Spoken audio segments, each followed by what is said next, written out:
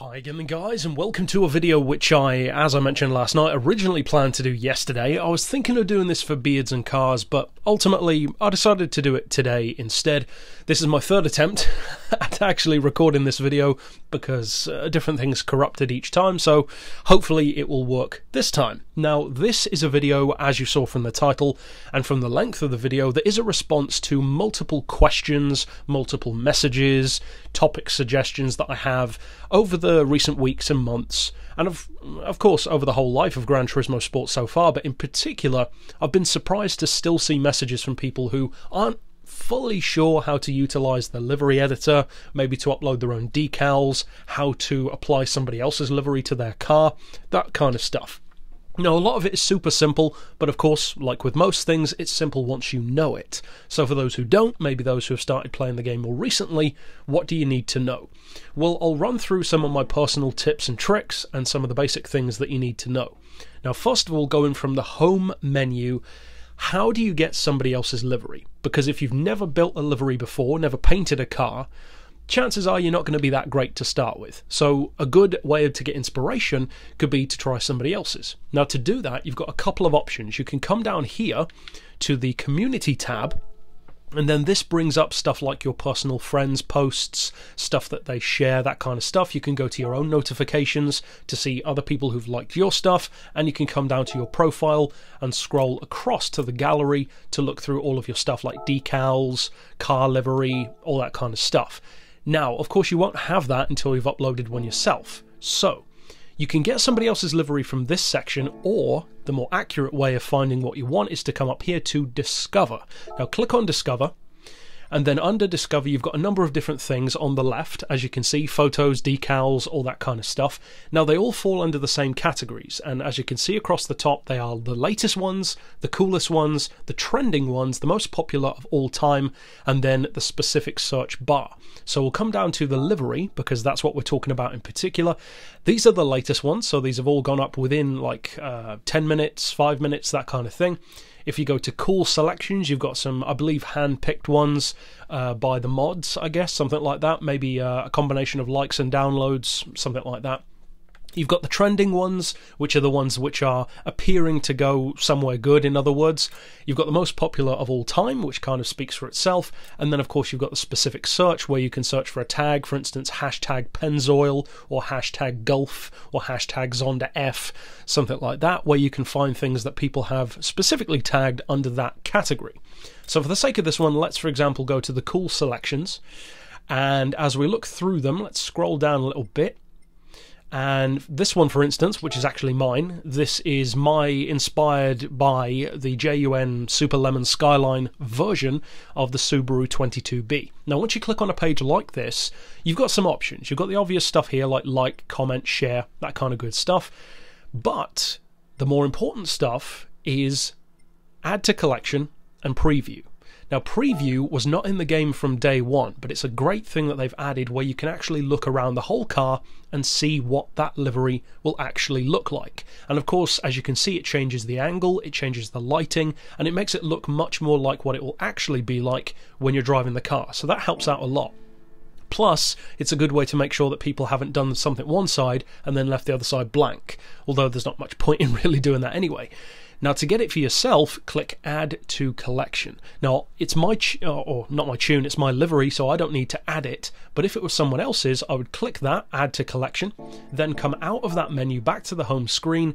And now if you come up to the library, you've actually got two ways of accessing your liveries.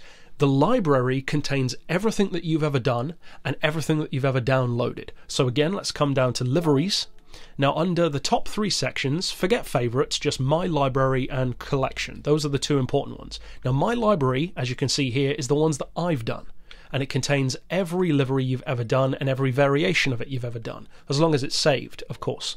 Then, though, if you press R1 and go to collection, this shows all of the liveries that you've ever downloaded from the community. So there could be tons. It could take a moment to load, depending on how many you've got, and you've got all of those liveries that you've got from other people.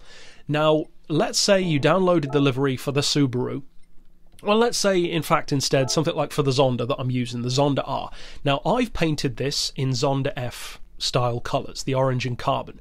So to apply a livery, come across here to change car livery. And a lot of people still don't realise this, but it is super simple. Now you can see here, these are both technically mine. There's the standard colours and there's the one that I made. But what about if I downloaded one from someone else? Why isn't that here as well? We'll come up here to library, click on that, go to collection instead, and now my Zonda F livery will disappear, and instead you have the community ones that you've downloaded. So for instance, a Zonda LM or a Cinque or a Zonda R Evo, and then you can apply something from the community instead, and to go back to yours, likewise go back to the library.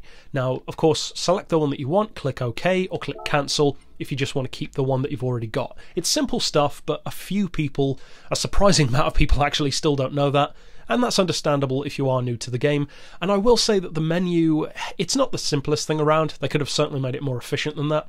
So that's how to apply a livery from someone else.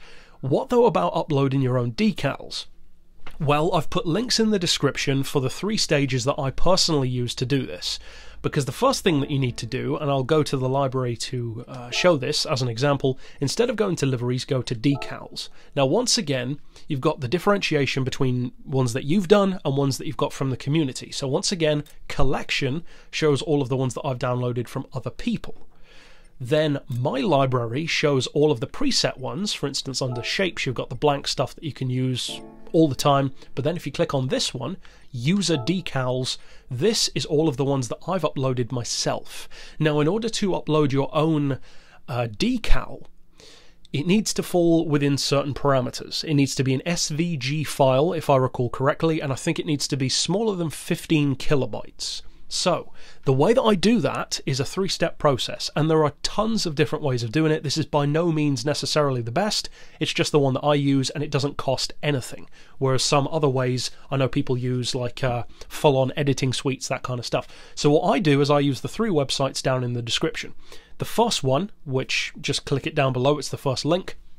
That website is used to edit the photo itself. So let's say, for instance, here with Panos, I want to upload the Panos logo to my community page so that people can download it and so that I can use it myself.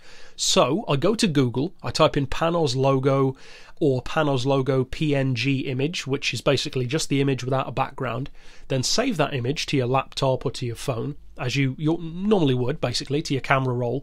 Then click the first link down below, go to that website, then click edit. There's like a drop down menu on the left, click edit, then go right to the bottom and click transparent. If the image has a background that you want to get rid of, say a black background, a white background, click on the background as long as it's one colour, and it will remove everything on the image that's that colour. Now, of course, the problem is if you have a white background and a picture with white in it, it will remove all of the white. So that's where you need to be careful, and in order to get around that problem, just change the colour of the background, and you can do that on the website as well using the paint bucket, as you would in like the old paint program in like Windows 98. So it's very similar to that. So once you've done all that, go to save, scroll all the way down, and then you can save it as a specific file size. So you can reduce it down to as close to 15 kilobytes as possible. Then go to the second website that I've linked in the description, which I believe is called vectorizer.io. You can only do like 3 or 4 decals in a row before it locks you out, basically to make sure that you're not a bot. But select the pre-prepared one that you've saved. Make sure you save it as a PNG image, like a logo in effect. Then load it up. You might have to make some changes to like how many colors are involved, how smoothed off it is, to get it down to 15 kilobytes. The website isn't super descriptive of how to use it, but you'll get a hang of it fairly quickly. It's quite simple. Then save that as a vectorized image, which is an SVG file. Then click the third link, which is the simplest of the 3. It's the Gran Turismo upload page. And then basically just grab the image that you've created from your computer and upload it. As long as it's SVG and as long as it's within 15 kilobytes, then you're ready to go. It will take a moment to load it, give it a title, and then once you've done that, it will show up here on your page under all of these. So then, now that you've done that, you can either, actually I'll go back to the library for just a second. If we go to decals again, click on user, let's say I upload this one for Runabout 3. As you can see, some of them have this blue logo and some don't. The blue one means that I've shared it to the community. Anyone that doesn't have that hasn't been shared. So let's say, for instance, I wanted to share this driver logo. If I click on it, you don't get that option. But if instead you press triangle, then you can click share. And this is at the bottom of the screen. As you can see, it gives you those instructions of close, select, and menu. Click share, give it some tags. So for instance, if I was uploading driver, I would do hashtag driver SF, hashtag San Francisco, something like that. Give it a name, etc., etc., decide the parameters, and then click OK. And you can upload it. That is now on your community page, and as I showed you earlier, you can check all of those decals from your profile. Now, I'm not expecting you to get all of this first time. You can always rewind the video, pause at specific points if you need to, but once you've done it a couple of times, trust me, it gets much, much easier, and you'll be doing it in no time. So that's how to access those, but what about how to actually put them on a car? Well, now, of course, we get to the livery editor itself. And as I posted at the start of the video, there are time codes down in the description if you want to jump around anyway to a specific point. Now, we're not going to talk about the helmet livery or the suit livery now because they're similar parameters and it's not as important. You can get a hang of that pretty easily. Now, for the car livery, as you can see, it says New Design or Open Design.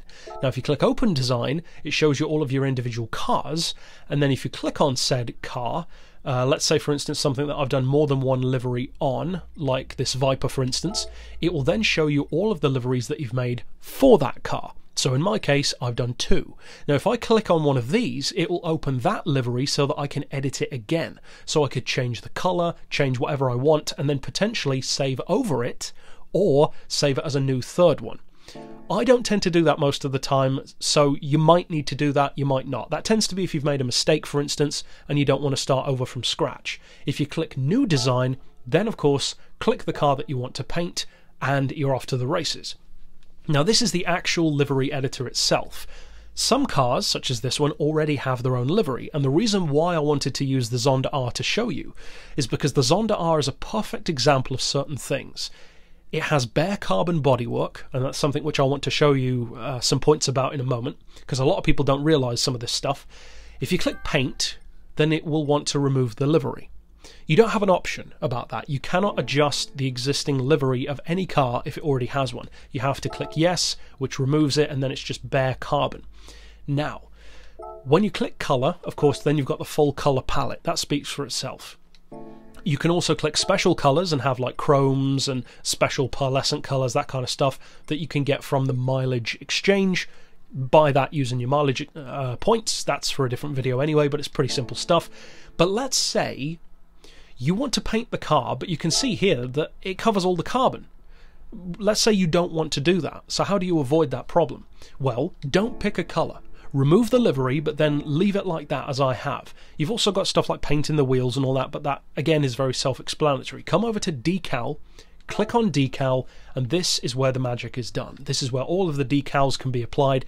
Now, first of all, I want to give you some tips and guidelines about the camera, because there's a little trick or two that some people don't necessarily realise. Now, use the right analog stick to look around the car. That's pretty obvious stuff. Use the left analog to navigate, or use the smaller buttons to navigate as well. And again, this is at the bottom of the screen, of course. But the thing that a lot of people don't realise is that as well as zooming in and out, which again is labelled at the bottom, what the bottom doesn't really tell you is that you can not only rotate the camera, but you can actually move the camera. And a lot of people don't realise this, because if I move around left to right like that, it just swivels around the car. But watch what happens when I now press R1 and then press left and right. Instead of rotating, it now moves around the car. Now, as you can see, in fact, I'll try it again because I did that wrong. If I move left to right with the right analog, it moves around the car. If I then hold R1 and move the left analog stick, I should have said, not the right one, it moves the whole camera. So you can totally change the angle that you're looking around the car. Now, it's not necessarily an essential thing, but that can come in handy if you want to look at the car from a specific crazy angle. And then, if you want to get it back to where it was, you can either move it yourself, or you can just click body again and you go back to where you were. So that's just a little pointer that I wanted to give you. Many people don't realise you can do that. I got it a bit wrong myself, but you know what I mean. Now, the next thing is how to apply decals. So click add a layer. Let's say you want to paint on the body, because as you can see over here, you've got the body, the bonnet, wing mirrors, etc. So let's say you want to put something on the body. You can select the general angle. So let's go for left. It's pretty well lit. Now you've got options here, but you pretty much just select decal. Let's say I want to put a colour on the car. So select a nice big fat square. Now, the first time you ever use the livery editor, this can be the awkward moment, because just now you've been moving the camera with the analog stick. But watch what happens when I move the analog stick now. It just moves the decal, but the car isn't moving. So how do I look around the car? Well, as just now, when I move the camera, hold R1 and then use the analog, and you can look around the car without the decal changing. Then let go of R1 and you can move the decal again. Now, the general controls for this are that the right analog changes the size of the decal and the left analog changes the position.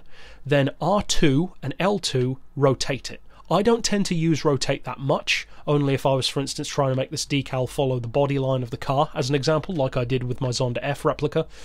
So let's say I want to put that on the car. I want to make it as big as possible. So let's increase the size all the way up. But now, as you can see, that hasn't covered the whole car. And it hasn't even covered everything on that side of the car. The intake on the back, the wing, the diffuser at the back, the winglets on the front, even the front bumper and the bonnet, they're still carbon. So what's going on there? Well, that is where you get into these bonus settings, and these are the real things that a lot of people need to know that many don't. First of all, you can change the colour. That's kind of important, and of course you can go through whatever colour you want. Then you've got the layer controls. This is very important because it basically halves the amount of time that you've got to spend doing something. On Forza, for instance, you have to do every sticker on both sides of the car. On Gran Turismo Sport, however, they do it a better way, I would say, because although the Forza method is better in some ways, such as camera control, Gran Turismo is better in terms of saving time. Because whatever you do on one side of the car, you can copy to the other side, which makes it way quicker. Now you can flip it upside down, you can flip it left to right, obviously with the square, you can't see a difference anyway. You can duplicate the decal, so you can put that one there, then you have another one on top that you can move around. And then you can duplicate on reverse. And that, as you can see here, puts the same decal on both sides, saving a huge amount of time, and it's exactly symmetrical. Now, sometimes the game will glitch. On a certain car it's not symmetrical, but usually it's pretty good. And if you see something wrong, you can always just adjust it by eye in relation to something on the bodywork. Or at least that's what I like to do. Now, using that offside copy of the decal on the other side of the car, you can see there at the back, on the inside of the quarter panel, it's still carbon. Not just down the middle of the car, but over on the other side you can see carbon fibre, just below the intake. So how do we get rid of that? Because we've put two stickers and it's still there. We'll come over to this final one, projection area. This is what so many people don't use, and this is why you end up having stickers on the rear wing that you can see through the other side, but they look stupid. Or you have that weird stretch that happens where it looks like a barcode going across the whole wing. This is how you get rid of that. The angle limit is basically to control the saturation of the decal, how far it goes through the bodywork. So to show you what I mean, if I reduce that, you can see that the decal goes away. It doesn't disappear, it just goes away. If you put it the other way, then it soaks through the carbon and completely covers it. If, though, instead of that, I select the depth limit, instead of changing the saturation of the decal through the body, this simply changes the size of the decal across the body. So you can use one decal and have it stretch the entire width of the car. The problem with that is, of course, as you can see, one side is white, one side is still carbon. And that's why you need to mirror your decals correctly. So that is one tip for you. I'm going to put that back down to 0. That's something which a lot of people don't realise, and again I'll show you on the rear wing just as an example. Let's go to the side of the wing. This is where many people have issues. Let's select a decal, let's put driver on there as an example. Shove that there. Now look around. Seems okay, but it's actually not. You've got the ugly barcode effect. So how do you get rid of that? We'll come over again to here, reduce the projection area right down. The sticker is still there, but look, it is gone from the other side. Perfect for what you want. Then, however, on the other hand, or then, however, on the other hand, is kind of three ways of saying the same thing. Select that and you can go crazy. Now, why you'd ever want to do that, I don't know, but you can if you want to. So, that's that. Many people, I think, can just benefit from knowing that alone, because the amount of times I see people doing a livery and it looks like that at the back, it's kind of ridiculous. It's such a simple thing. So, the next thing that I'd recommend trying out is basically something which a lot of people don't realise, which is Other. Now, this section here at the bottom called Other allows you to paint parts of the car that you otherwise cannot. So as I said earlier, you can still see that the front bumper, for instance, is carbon. Now, to show you even more so what I mean, I'll put a white logo, a white decal even, on the bonnet. Now, if we come back to Other, you can see that the bonnet is white, technically, but the headlights, the bumper, the intakes, the wing mirrors, they're all still carbon. Can you change that? Well, yes, you can. You cannot do this on all cars, but pretty much any car has an Other area. Some don't, but most do. Now, for some cars, the Other area is just the license plate. But basically, Other means that you're painting something that isn't traditionally bodywork. It's something that shouldn't really be painted. So let's click on Other, select the side, let's select another square, but this time, so that you can see the difference, let's make it red, for example. Now, you can't see any red, because it's only painting the other kind of miscellaneous parts of the car. Now, if I increase the size of the decal, you can quickly see that now the carbon is beginning to be painted. The side intake on the wheel arch, the headlights, the mini winglets on the front, and even part of the front bumper. Then, just like with the decal, if I increase the saturation and the depth limit, you can have it spanning the entire width of the car. Now, that looks kind of silly, but it proves what I mean. You can paint areas that many people don't realise that you can. And you can completely change the characteristics of the car by doing so. For instance, if I go to the bonnet, change that to black, and then come back to Other and paint this, for instance, white, look at the difference that it makes. It totally changes the character of the front end. Now, the final thing that I'll say, just as an overview here, is decal texture here at the bottom, kind of the Subaru logo. Click on that, and now you've got gloss, semi-gloss, matte, and powder coat. So we'll come back to the body. Let's remove that decal and just go with the original. Let's change the colour to black because you can see it better. Now, as you can see there, it's got like a shine to it because it's gloss.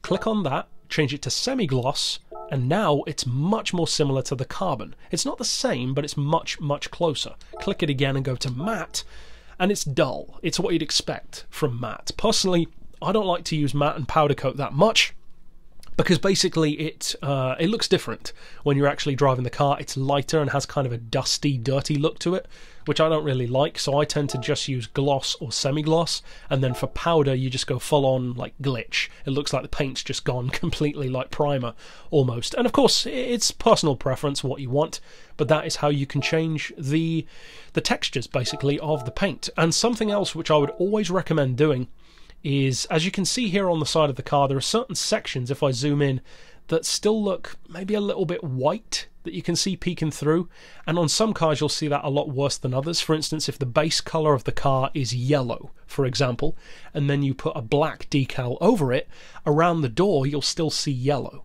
Now, you can't completely eliminate that, but going, as I said, onto the decal itself, coming over all the way and increasing these limits all the way up actually really helps with overcoming that issue, basically. So once you do that, you're pretty much on the way. You can click Add Layer, select the side, go to your user decals and slap something on there that you've done yourself, or you can select a new layer, go over to My Collection instead, and then slap something which somebody else has done.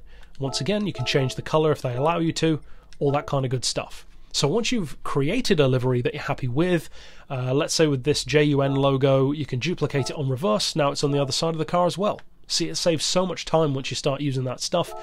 So let's say you're happy with that. I wouldn't be, but you know, it's your first livery, so let's say that was completely done. Now you want to come to the Save menu. Give it a title, of course, or don't. You can save it just as a new design, and then click, obviously, Save. Now this is where the community comes into play, because there are two sections, two stages, if you will. The first stage that you can see here is simply saving the livery. Now it gives you this option: would you like to upload the design to be able to use it? Now this does not put it on the community, so if you make something that you just want for yourself, don't worry, you can still click yes. it basically then makes that livery real. It like renders it onto the car. And now, once that it's rendered and complete, once it's gone all the way around the loading screen, which will take a different amount of time depending on your console, your internet, depending on the complexity of the design, but once it's done, you can then upload it to the community once it gives you the option. Now, of course, I'll talk my way through the loading screen until it gets done. When it comes out of the loading screen, you'll have the little spinning bar on the mouse pointer until it's done. And then once it is done, it brings up another dialog box that asks you, are you done? To click OK, or do you want to share it? So let's say you are happy with the design, you click share, then just like with the decals, add your search tags, which are very important. Try to make them as relevant and as catchy as possible, and make them simple as well. And then select the base color, select the type. If it's like a replica or something, give it a name, give it a description, for instance, something about the design, why you made it if you wanted to, and then you can upload it. Or you can just save it as is and exit, and now that is on the car. And if we come back out to the main menu, come down to My Library, and you can do this from the garage as well, as I showed you earlier, come down to Car Liveries, and as you can see, it's now saved as a new one. If you want to get rid of it at any time, just press triangle again, you can delete it completely, and now it's removed that livery from your library, but at least as long as you don't change it, it is still on the car itself. But the difference is, when you go here to change the livery, it's no longer an option. But instead, I could go back to the standard one or download a community one, etc, etc. So that's my quick overview, well, not so quick, but each individual portion doesn't take too long, to show you how to effectively use the editor. And a lot of this stuff can be used for photo mode as well. Of course, just use photo mode, upload the photo, etc. I may cover that at a different time, but in this video we've covered quite a few things. The camera, the social side of things, sharing it, downloading other people's stuff, making your own liveries, uploading your own decals, so it's quite a lot of stuff to get through.